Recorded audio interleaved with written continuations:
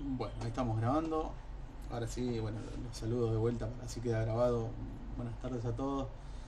Les vuelvo a decir, yo soy Mauro Solina, voy a estar estos 4 clases que siguen en el curso.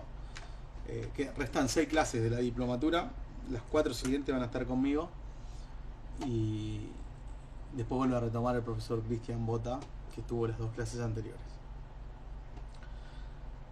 Bueno, arranquemos con lo que teníamos para hoy. Vamos a continuar viendo arquitecturas de redes neuronales. Ustedes estuvieron viendo hasta la semana pasada, vieron el concepto del perceptrón y las redes neuronales clásicas o redes neuronales densas, ¿no? Son redes, o también se las conoce como redes completamente conectadas, porque si se acuerdan, digamos, cada capa de... Teníamos un perceptrón que era una neurona, si teníamos muchos perceptrones, tenemos muchas neuronas, y si empezamos a interconectar capas de neuronas, se armaba una red neuronal en donde todas las salidas de una capa se conectan a cada una de las entradas a cada una de las neuronas de la entrada de la capa siguiente, ¿no? Entonces, por eso se las conoce como redes densas o redes completamente conectadas. Hoy vamos a ver otro tipo de arquitectura. Denme un segundito que ya comparto pantalla. Ustedes me dicen si se ve. Se ve.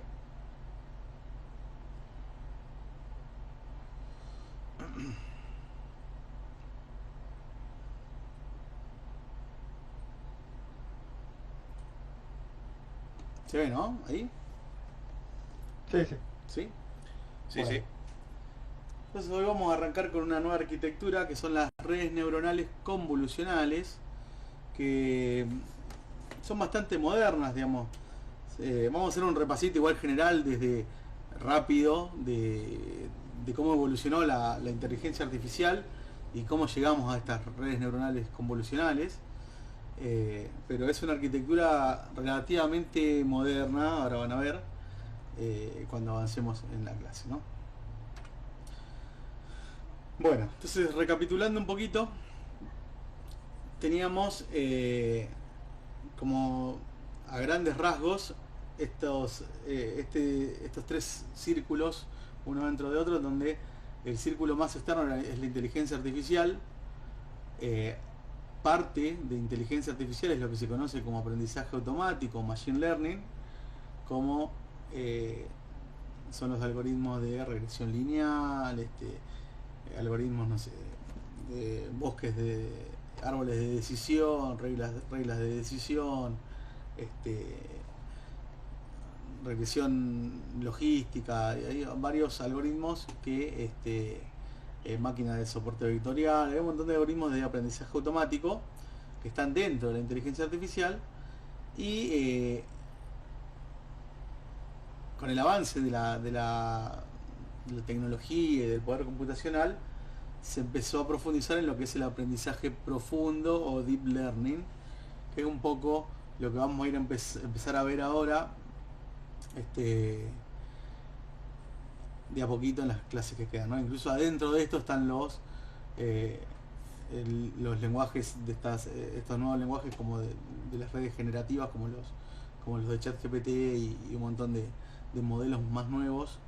Están dentro, son como una parte más chica dentro del aprendizaje profundo. Cada vez, digamos, nos vamos metiendo más en este mundo de la inteligencia artificial a un nivel como más profundo, en donde cada vez se van haciendo distintas técnicas que van trayendo distintas soluciones más modernas a problemas que por ahí antes se podían resolver, pero ahora se fue como optimizando el resultado que se obtenía, obviamente a partir de cierto costo que ahora vamos a ir charlando y demás, ¿no?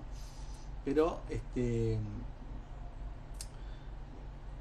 si hacemos una diferencia, o charlamos un poquito de las diferencias clásicas que hay entre estas 3 partes, vamos a decir que, bueno, como dice acá, la inteligencia artificial es una subdisciplina del campo de la informática, que busca la creación de máquinas que puedan imitar comportamientos inteligentes, en donde por ejemplo, en inteligencia artificial podría caber cosas como una puerta que se abre cuando yo me acerco, ¿no? Una barrera que se levanta cuando se acerca un auto en un peaje. Eso es tomado como inteligencia artificial.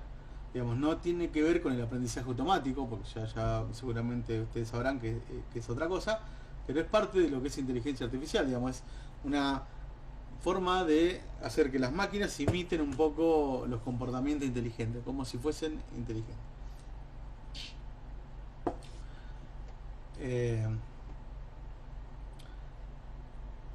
Antes de que existiera, digamos, que se empezara a trabajar con el aprendizaje automático, para construir estos sistemas que emulen al comportamiento humano, lo primero que necesitabas era un experto en el dominio, en lo que querías resolver, para que tenía muy claro cómo se resolvía cierto problema. Entonces se juntaba con un experto programador y con el expertise del profesional en el dominio se trataba de pasar todo ese conocimiento a código de programación para que el programador resuelva a través de un programa, pueda llevar a cabo esa tarea que fue explicada por este experto, ¿no? Digamos, con eso ya estábamos en el mundo de la inteligencia artificial.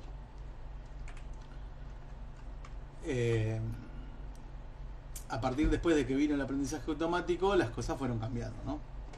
Si recuerdan, en la programación clásica, cualquier programa tiene datos de entrada, un programa que está escrito por reglas fijas, que es como el paso a paso de cómo resolver un problema. Entonces, para cierto dato de entrada, se ejecuta un algoritmo que resuelve ese problema y nos da un resultado, ¿no? Si uno quiere hacer un programa, digamos, tiene que ver los requisitos del programa, hacer un análisis de diseño y codificación, con eso se genera ese programa, y después cada vez que le pase un dato de entrada, el programa me va a dar resultado. En donde el objetivo es realizar una tarea específica que resuelve un problema, ¿no? Y acá un programa podría, digamos, la salida es posible, la que resuelva la tarea o que no la resuelva. Que la resuelva a medias si quiere, ¿no? Pero digo, entonces se iba puliendo, digamos, el programa basado en los resultados que tenía. Cuando apareció la programación con técnicas de machine learning o de aprendizaje automático, el paradigma de cómo pensar un problema cambió. Ahora voy a seguir teniendo datos de entrada y voy a querer obtener resultados, pero en el medio no va a haber un programa, va a haber un modelo. Y este modelo va a ser un modelo que va a ser entrenado y va a, si se quiere, aprender a resolver ese programa. Acá es como que podrían verlo como no como un reemplazo del programador, pero digo, acá el programador tenía que saber charlar con el experto, como dijimos, para conocer cómo se resuelve el problema y en base a eso llevarlo a código y escribir el programa. Acá la idea es que con distintos datos de entrada, o sea, datos históricos de un cierto problema, y con los resultados basados en esos datos históricos, voy a entrenar un modelo para que aprenda o infiera automáticamente cómo se resuelve, cuáles serían los pasos para resolver un problema a partir de datos conocidos. Después les voy a mostrar un ejemplito en código para que esto quede más claro, pero con eso vamos a ir entrenando nuestro modelo, y cuando obtengamos nuestro modelo, va a ser ese el modelo que me va a servir para, cuando yo tenga datos nuevos, obtener nuevos resultados. Entonces acá ya cambia la cosa, ya no es que resuelve o no resuelve la tarea, sino que lo que buscamos es que basado en lo que nuestro modelo aprendió, esta tarea se resuelva de una forma más o menos aceptable, ¿no? Digamos, cuanto más aceptable sea la solución que tiene nuestro modelo, mejor va a ser este modelo que hemos planteado. Y entonces la idea acá de los que trabajamos con inteligencia artificial es tratar de optimizar estos modelos, ¿no? Y es lo que vamos a ver un poco en estas clases. Fíjense, acá tienen un ejemplito. La programación clásica sería esto, ¿no? Yo tengo datos de entrada, en donde le voy a aplicar cierta regla al algoritmo que está programado, y la regla es que a cualquier dato que entra le voy a sumar 2. Entonces eso es lo que está programado, lo que el programador definió. Entonces si entra el dato 3, a ese dato se le suma 2, como resultado de ese algoritmo va a ser 3 más 2, me va a dar 5, ¿no? Hasta ahí no hay ningún problema. Ahora, si tuviésemos que hacer un ejemplo de este mismo caso, pero para un modelo de Machine Learning, la cosa sería así. Vamos a tener datos de entradas y resultados. En este caso, que vamos a conocerlo como etiquetas, ¿no? Muchas veces, en donde, por ejemplo, si el dato de entrada es 3 y el resultado te dio 5, lo que voy a tratar de inferir es como la regla, es como lo que queremos descubrir con el Machine Learning es que el algoritmo solito aprenda a sacar los pasos para resolver un problema que antes lo tenía que hacer un programador basado en lo que le enseñaba algún experto. Entonces le digo, bueno, si el dato de entrada es 3 y el resultado que tengo a la salida es 5, tengo que tratar de inferir qué pasó ahí. Entonces puedo decir, bueno, la regla parece ser que se le sumó 2. Y acá el truco está en que si yo tengo un solo dato, por eso se dice que los modelos se entrenan, porque si yo tengo un solo dato, y bueno, es medio que arriesgado decir que lo que pasó es que se le sumó 2, porque tendría que probar lo que me funcione para más de un caso.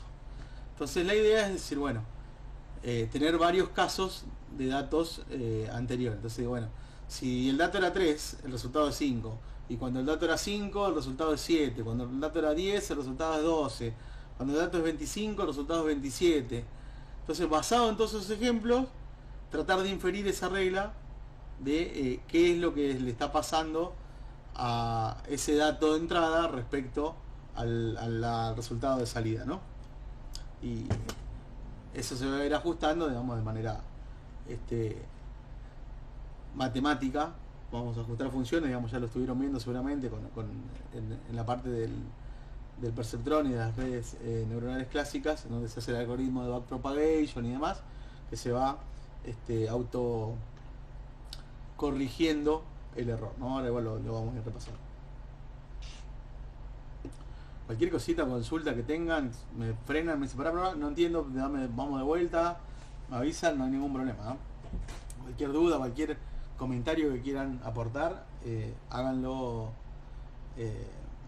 tranquilos, no hace falta que abran el micrófono y pregunten tranquilos, no se preocupen. Bueno, entonces vamos a tener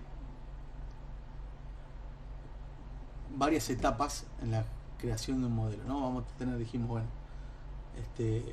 datos de entradas, que tenemos que tener cierta cantidad, digamos, no me sirve tener poquitos datos, o sea, tienen que ser significativos, pero a su vez tienen que ser representativos, tiene que haber una variedad de datos, ¿no? Digamos, tienen que representar todas las posibilidades posibles, digamos, o la mayor cantidad de posibilidades posibles, de variedad posible, que tenga un problema para que nuestro algoritmo, nuestro modelo aprenda realmente, ¿no? Digamos, si no es como que bueno, sabe hacer 2 más 2, pero le decís 4 más 2 y ya no sabe, ¿no? Digamos, entonces no queremos que aprenda a hacer una cuenta particular, por ejemplo, sino que aprenda a sumar.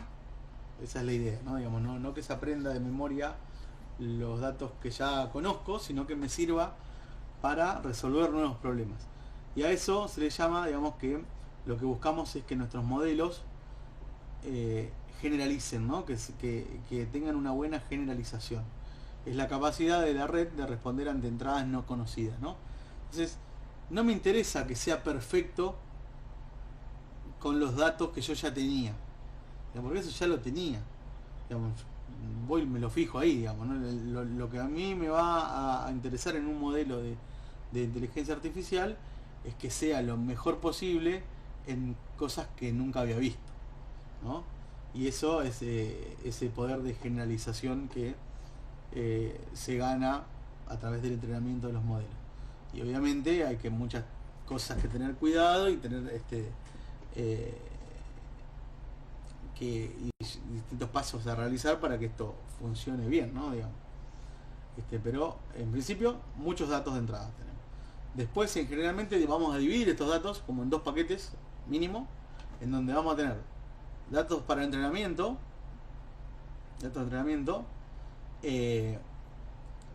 vamos a definir de esos datos cuáles son las características importantes de los datos que me están llegando de entrada.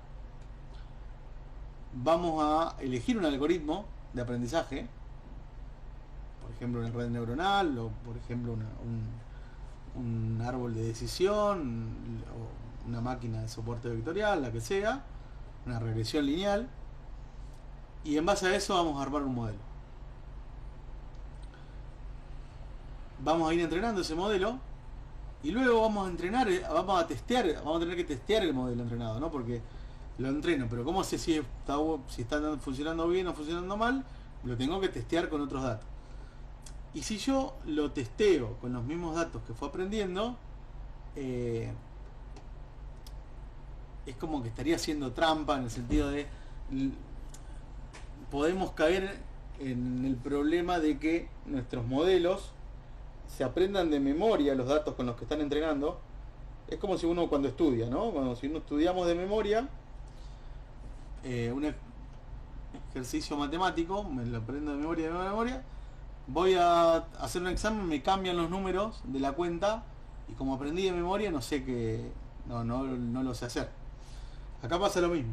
Entonces la idea para que no pase eso es con esta división de los datos, ¿no? En donde me voy a guardar datos para testear que no fueron utilizados para el entrenamiento. A esos datos de testeos le voy a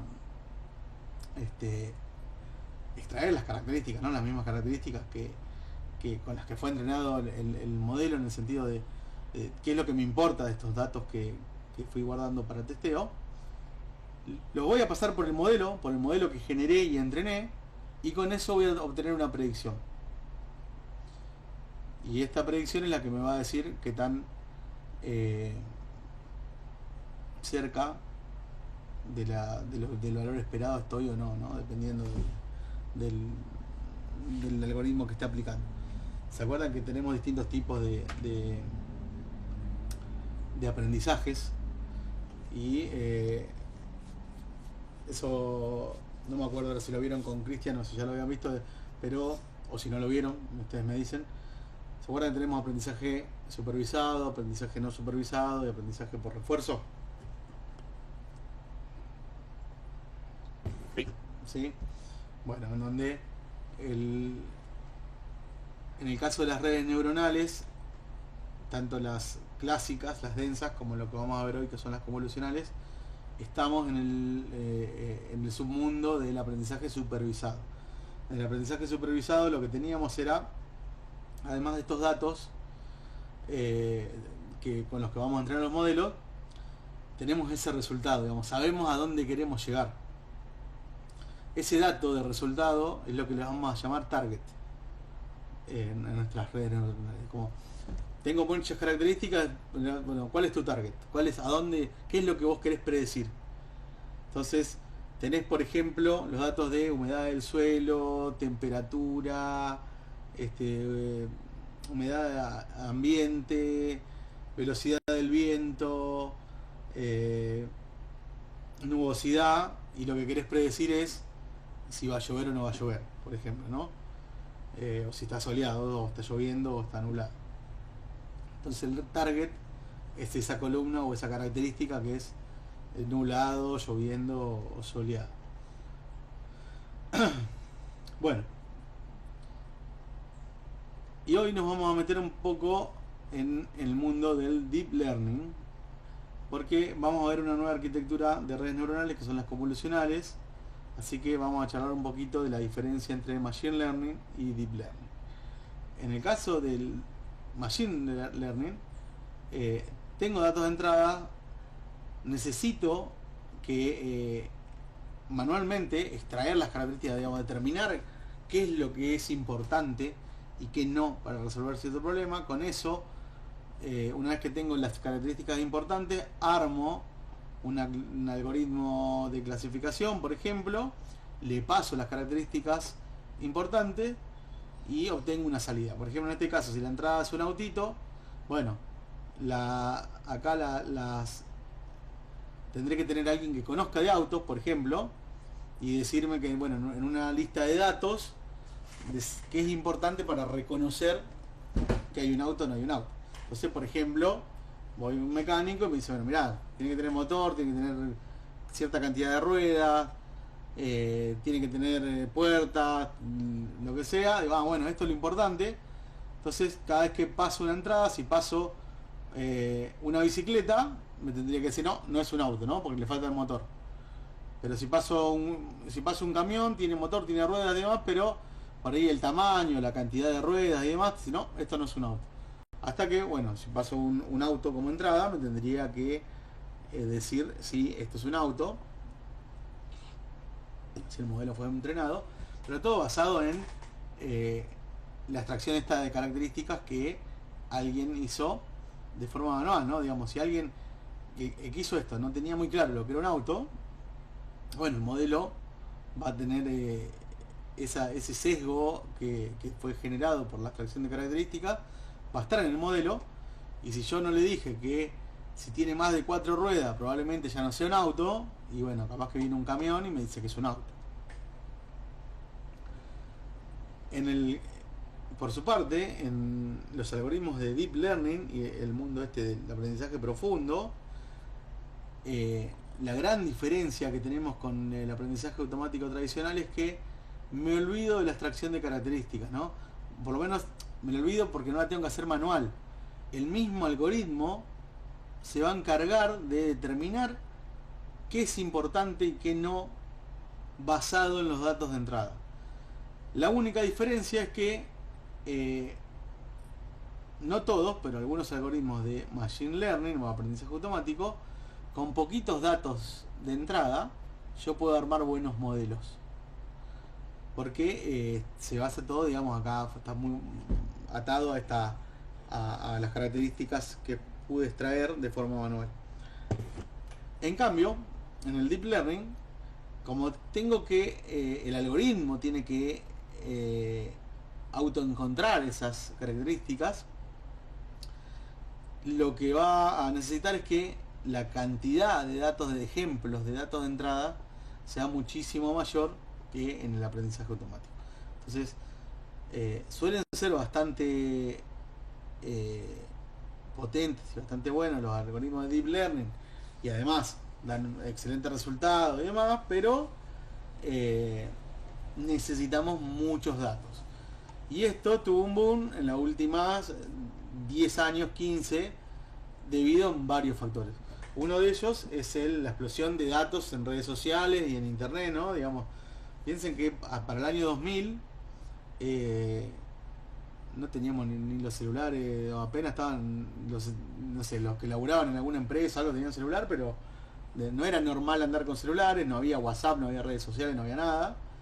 Internet había, pero estábamos saliendo del dial-up, que era con el cable del teléfono, y venía la DSL, que era bastante, para ese momento era rápido, pero hoy en día era súper lento. Entonces, los datos que uno generaba diarios navegando en internet a nivel mundial no eran tantos.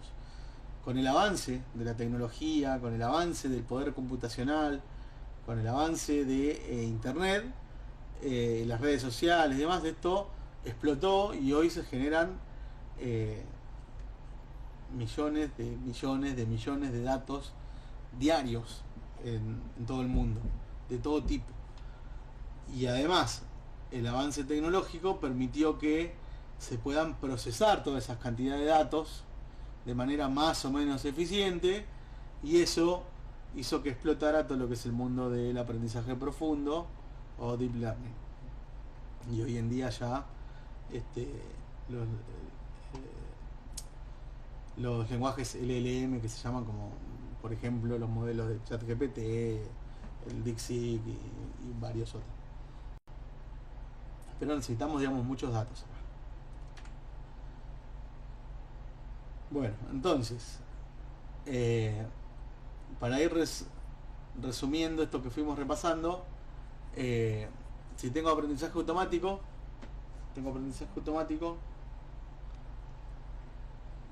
tengo una tarea, que es el problema que quiero resolver, tengo experiencias, que son ejemplos, datos más etiquetas, o sea, datos más los resultados, tengo métricas, o sea, para poder ver que también se está resolviendo o no un problema.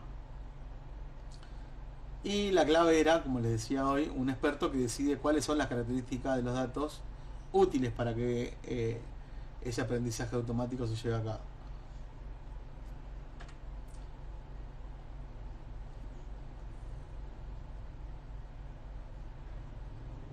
En cambio, si estamos acá en el mundo del aprendizaje profundo, se evita precomputar características, o sea, lo que decíamos hoy, no dependemos más del experto.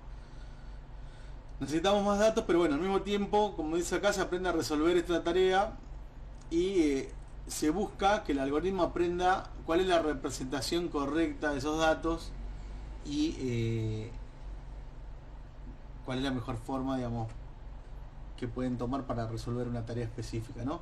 Lo va a optimizar el propio algoritmo. Entonces, si hacemos una comparación entre los tres campos de la inteligencia artificial, es que la inteligencia artificial clásica, la más clásica del año 1950, no necesita experiencia, no necesitamos datos etiquetados, nada. Solamente se necesitaba un experto en el dominio y un programador para que programe el algoritmo que le decía el experto que era cómo lo tenía que llevar a cabo. Entonces, un programa parecía que hacía cosas de inteligente, pero estaba programado para resolver eso. No podía salirse de esas reglas. Si bien, digamos, acá, bueno, hoy en día de a poquito se va empezando se empiezan como a ajustar los algoritmos, ¿no? Digamos, pero también tenemos ciertas reglas y demás. Acá era todo basado en un algoritmo lineal que tenía secuencial, una línea, un paso detrás de otro, para resolver un problema. En el aprendizaje automático no se necesitan algoritmos complejos, pero empieza a necesitar experiencias, ya, o sea, casos de ejemplo. Y también necesita un experto para que seleccione las características adecuadas para cada problema en cuestión. Y en el caso del aprendizaje profundo dijimos, ya no necesitamos ningún experto, solo necesitamos usar las bibliotecas de programación existentes o los frameworks que sean, que estén desarrollados, o los algoritmos de aprendizaje profundo que existan para resolver un problema. Pero como desventaja que yo les decía es que necesitamos muchos, y acá cuando es muchos datos, ¿no? Muchas experiencias para que un algoritmo de aprendizaje profundo se optimice más o menos de forma decente. Bien, entonces, repasando lo que ya mencionamos hace un ratito de los paradigmas de aprendizaje, teníamos el aprendizaje supervisado, aprendizaje no supervisado y aprendizaje por refuerzo, en donde en el supervisado, como dijimos, tengo una etiqueta, un target a donde yo quiero llegar, y el objetivo es aprender a mapear las entradas con las salidas, ¿no? Digamos, para determinada entrada, qué salida le corresponde. Es decir, bueno, a ver, doy una entrada, me da una salida, y comparo la salida que me da mi algoritmo contra la salida esperada o real que yo tengo en la etiqueta. Y ahí lo que se hace es como se machea ese resultado obtenido por el algoritmo y el esperado, el real, y se ve qué tan distintos son. y lo que buscamos es disminuir ese error, ¿no? Digamos que cada vez sean más iguales. Mientras más parecidos sean, mejor es el modelo que hemos generado. En el caso del aprendizaje no supervisado, la idea es, también vamos a tener muchos datos, pero acá no vamos a tener un target. Es como, yo no sé qué es lo que estoy buscando. Lo que sí quiero hacer es encontrar patrones que me permitan organizar, como dice acá, de alguna manera los datos bajo alguna característica común. Entonces, por ejemplo, nosotros le damos muchos datos nuestros a un algoritmo, no le decimos lo que estamos buscando y le damos muchos datos de no sé, otra especie, no sé, de perritos, y otras de, acá en el dibujito tenemos de gallinas y de gatos, donde tenemos nosotros, perritos, gatos, gallinas, y la idea es que si estamos en el mundo del aprendizaje no supervisado, digamos, no sé a dónde quiero llegar, pero estos algoritmos, que a veces también se les suele llamar algoritmos de agrupamiento y demás, lo que va a terminar pasando es que va a empezar a juntar los casos que tengan similitudes, ¿no? Digamos, entonces, en teoría, si está bien entrenado el algoritmo, va a armar como grupitos, por ejemplo, en donde en un grupito vamos a estar las personas, en otro grupito los perritos, en otro grupito los gatitos, en otro grupo las gallinas. Y el aprendizaje por refuerzo, acá, bueno, no hay etiquetas, tampoco buscamos agrupar. Esto es muy utilizado en los videojuegos. ¿Vieron cualquier videojuego en donde hay los personajes estos, los NPC, que sería como los que maneja la computadora? Si vieron, digamos, en los juegos actuales que usan inteligencia artificial, uno juega una o dos veces el juego en 2 días distintos, y el enemigo, digamos, el personaje que está al otro lado no hace siempre lo mismo, digamos. No es que uno puede decir, este siempre se va a ir para el costado, siempre va a ir para la izquierda, entonces yo me voy por la derecha. Va como autoajustándose y como aprendiendo, digamos, dependiendo de lo que hacemos nosotros como jugadores, es la reacción que tiene el personaje manejado por la computadora, ¿no? Y esto acá es como un sistema de recompensas, en donde si se toman buenas decisiones se recompensa, y si se toman malas decisiones, como, o no se recompensa, o se da como un castigo para que en base a eso aprender, ¿no? Digamos, entonces, a veces se usa como ejemplo por ejemplo, cuando hacen el entrenamiento de un perrito, de lo que sea, de cuando le quieren enseñar a hacer la tarea, si le hace bien es como que le das una golosina, y si le hace mal no le dan la golosina, ¿no? Entonces, solo va a empezar a repetir las cosas que le daban, digamos, que tenía como un premio a cambio, ¿no? Digamos. En eso se basa el aprendizaje por refuerzo. Refuerzo positivo se llama eso en los animales. Mirá. Ahí, gracias, Ariel, por el aporte. No sabía bien. Pero bueno, esto basado en eso es lo mismo en estas técnicas de aprendizaje automático, que son el aprendizaje por refuerzo. Se basa así como en un premio, castigo, digamos. Por ahí en ejemplos vieron de, no sé, resolver una salida de un laberinto, de un jueguito. Bueno, si vas y te chocas en un lugar sin salida, bueno, por ahí es como, bueno, no recibe premio por ahí, pero si por ahí encontrás una salida donde sí puedes ir avanzando, no sé, se da puntaje, se va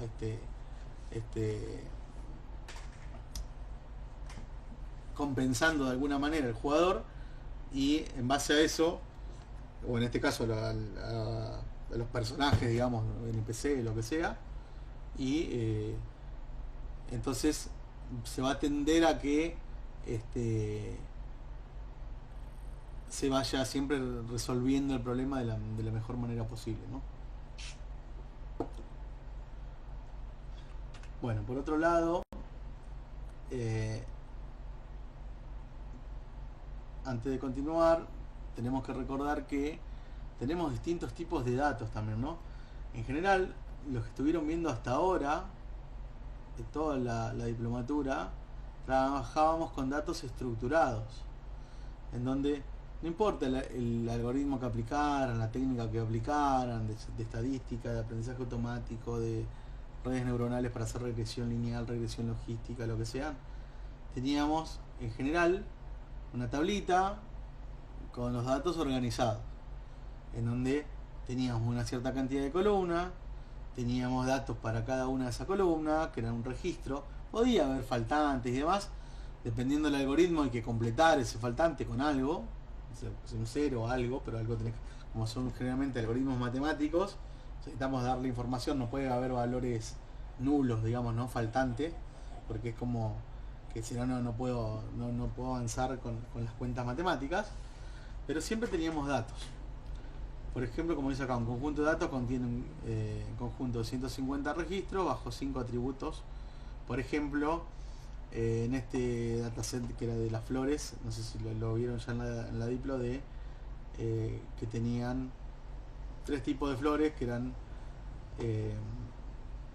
setosa, virginica y versicolor, en donde para cada registro tenías la longitud del pétalo, el ancho del pétalo, la longitud del sépalo, el ancho del sépalo y la clase a la que pertenecía, ¿no?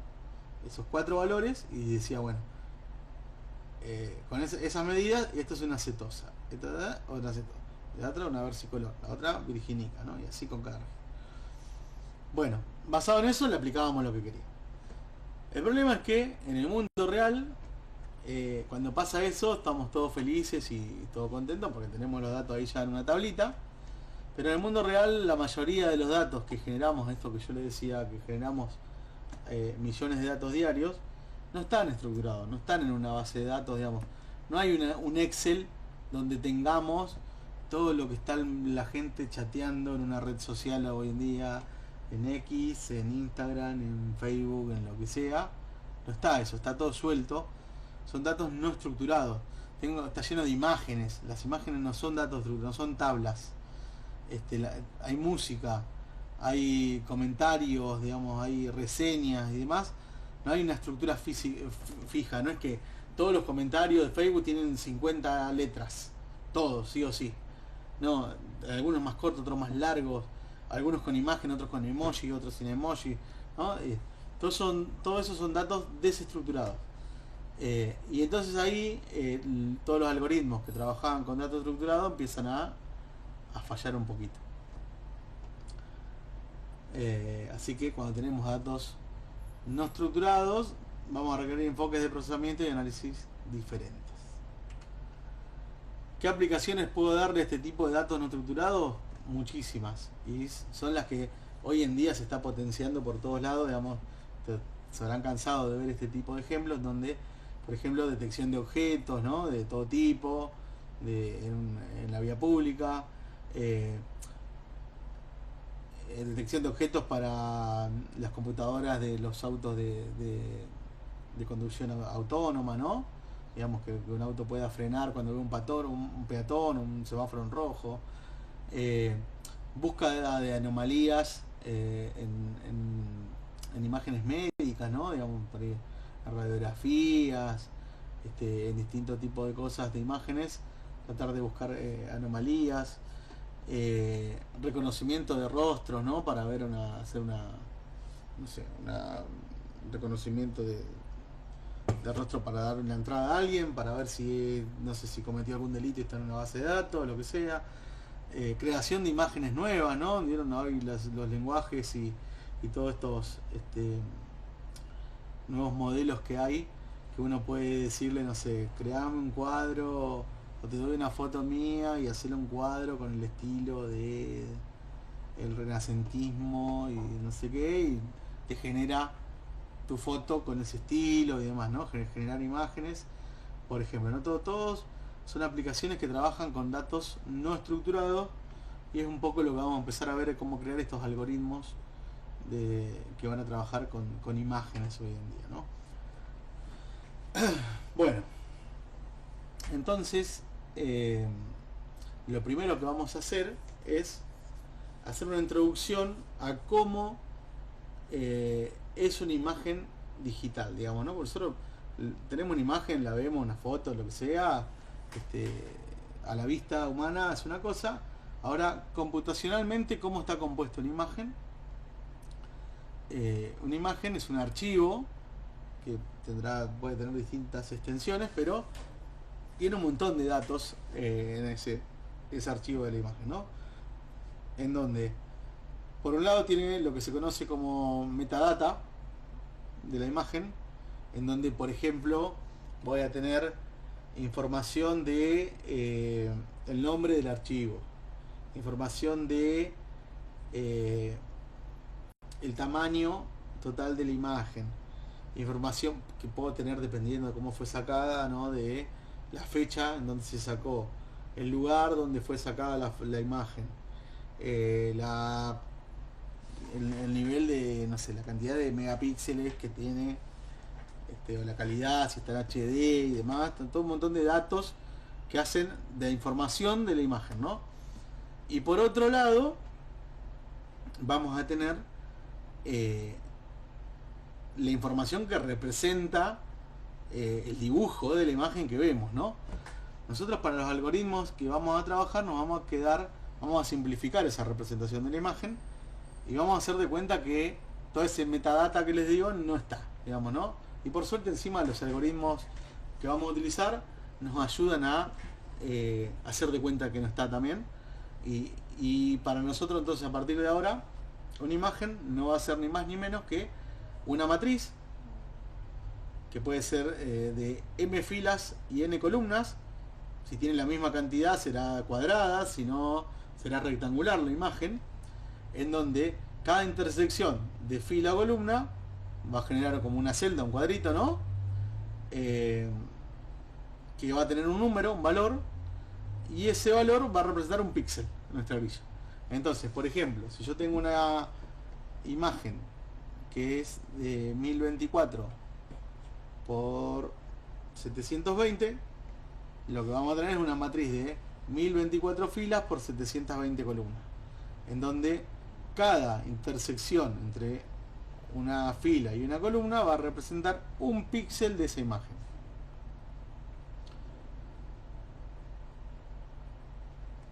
Bien. Lo más básico que nos podemos encontrar son imágenes binarias, que son imágenes en donde o es blanco o es negro.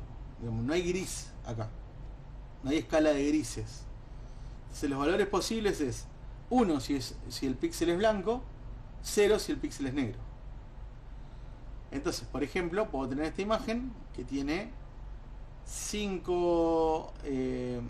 10 columnas por 5, si no me equivoco, 11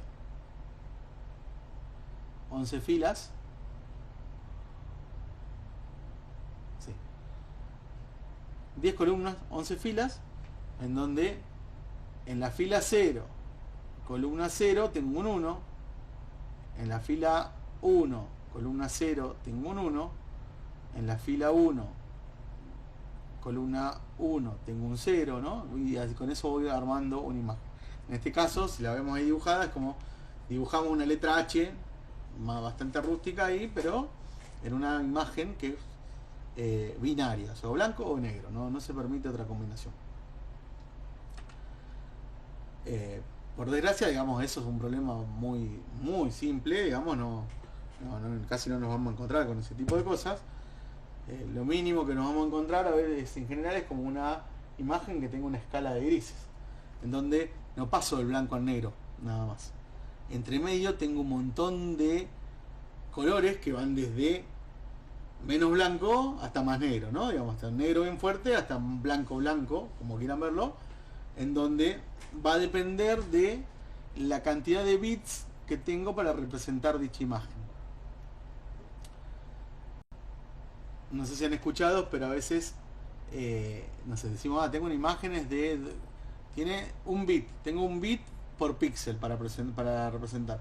Un bit por píxel son dos colores posibles, que en este caso sería una imagen binaria, 0 o 1. Si tengo 2 bits para representar colores, ya tengo 4 colores posibles. Ya tendría, por ejemplo, 0, 0.30, 0.65 y 1, por decirles algo. Y si tengo más bits, por ejemplo, tengo 8 bits, tengo 256 colores posibles ya en el medio. Entonces ya tengo más una escala un poquito más grande. Y esto puede crecer mucho más, ¿no? Digamos, podemos tener hasta 16 bits, que tenés un par de miles de colores por cada píxel. Ya con 8 bits hacemos una representación bastante buena. Nosotros en general vamos a trabajar con esto, con imágenes de 8 bits, que es 8 bits por píxel, en donde, como les digo, cada píxel puede variar desde 0 hasta 255 el número, porque son 256 valores posibles, y como incluye el 0, va del 0 al 255, en donde el 0 es negro y el 255 es blanco. Entonces, mientras más alto sea el valor del píxel, más blanco va a ser ese cuadrado. Por ejemplo, fíjense acá, se llega a ver mucho, pero uno de los valores más altos es este 198, que es este de acá, que es un gris bastante claro. Ahora si me voy a este que está acá, que es uno de los negros más oscuros, miro y es 31, perdón, ¿no? Entonces, mientras más bajo es el número, más cercano a negro; mientras más alto, más cercano a blanco. Acá tenemos la escala de este lado, ¿no? Y esto puede complicarse aún más, ¿no? Digamos, porque ahora decimos, está ahí todo muy lindo, pero las imágenes que conocemos en general son a color. Así que si tenemos una imagen a color, primero lo que vamos a tener que detectar es definir en qué esquema de colores estamos trabajando, porque va a depender de eso, va a depender el formato que tenga la imagen, ¿no? Entonces, si no es escala de grises y es a color, voy a tener más información por cada píxel. Entonces, algunos de los formatos clásicos que podemos encontrarnos en el caso de los colores son, por ejemplo, el RGB, que es el que usan los monitores, ¿no? O las televisiones, que es rojo, verde y azul, o sea, como los colores de Telefe. Por eso tienen, porque se arma con la combinación, digamos, se combinan estos tres colores para formar cualquier otro, ¿no? De RGB. Podemos usar la HSB, que en vez de tener rojo, verde y azul, usa un valor para el tinte, otro para la saturación y otro que dice valores como para el brillo o la opacidad, ¿no? Otro clásico es el CMYK, que es el que usan las impresoras, que corresponde al cian, magenta, yellow y black, en realidad que es key, pero ese color negro, key. Que esto es clásico, no sé si han notado alguna vez, si se les ha pasado, que ustedes están mirando una imagen en el monitor, y como el monitor es RGB, la ven de un color, la mandan a imprimir y sale un color distinto al que estaba en la pantalla. Y eso es porque el monitor, lo que ustedes están viendo, está en RGB y la impresora no sabe de RGB, lo que sabe es de CMYK. O sea, no tiene rojo, verde y azul, sino que tiene estos colores. Entonces trata de más o menos acomodarlo lo mejor posible, pero no queda siempre igual. Por eso también la gente que hace diseño y demás, en general, trata de configurar el monitor para ver en escala CMYK, para que lo que está viendo sea lo que realmente va a imprimir después, ¿no? Pero bueno, para nosotros, digamos, no nos vamos a poner mucho foco ahí en qué diferencia hay entre cada uno. Sí tenemos que tener muy claro la imagen del archivo que tenemos, en qué formato está. Porque si está en CMYK, tengo 4 canales por píxel. O sea, cada píxel va a tener un valor que me va a representar al cian, un valor que me va a representar al magenta, un valor que me va a representar al amarillo y un valor que me va a representar al negro. Pero si tengo RGB, no voy a tener 4 canales, sino que voy a tener 3. Entonces, eso va a condicionar nuestros modelos. Hay que tener bastante claro eso. Los que yo les voy a mostrar, vamos a trabajar con RGB. Y acá tienen, bueno, esto pues si quieren lo pueden leer ustedes más tranquilos, pero tienen todas las combinaciones posibles que hay dentro del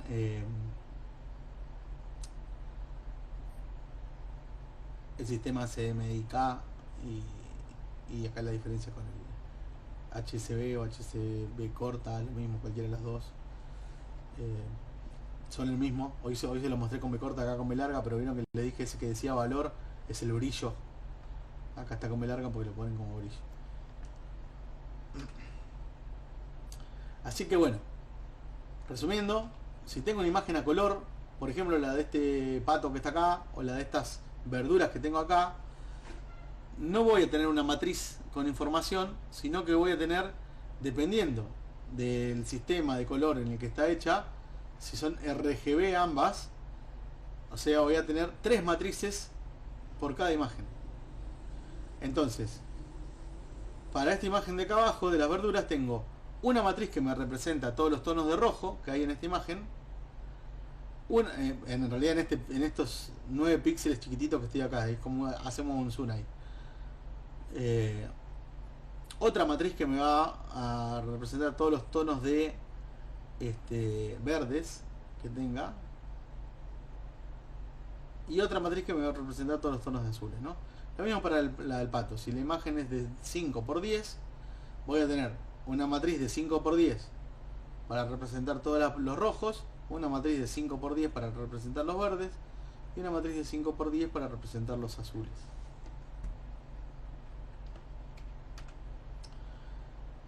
Bien, hasta ahí ¿cómo vamos? ¿Venimos bien? ¿Dudas? Bien, bien. Excelente. Bueno, ahora vamos a meterlo entonces con lo que son las redes convolucionales. Pero si les parece,